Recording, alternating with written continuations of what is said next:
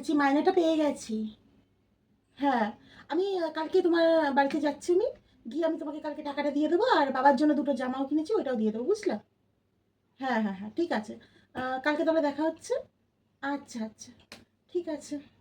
রাখছি তাহলে। হুম, হুম, আচ্ছা।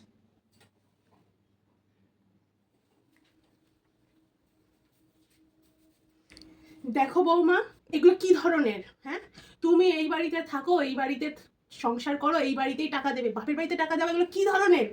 হ্যাঁ, আত্মীয় স্বজন কি বলবে? তাহলে তো আপনার বাবু আপনাকে টাকা দেয়। তাহলে একটা কাজ করি, আপনার বাবুকেও বলি টাকাটা দেওয়া বন্ধ করে দিতে। তাহলে তো আত্মীয় স্বজন অনেক কিছু বলবে। বাবু টাকা দেবে না মানে? ওর পিছনে কি আমি কম টাকা পয়সা খরচ করেছি? ওকে কি কম লেখাপড়া শিখিয়েছি আমি? হ্যাঁ, ও টাকা দেবে না? ও টাকা দেবে।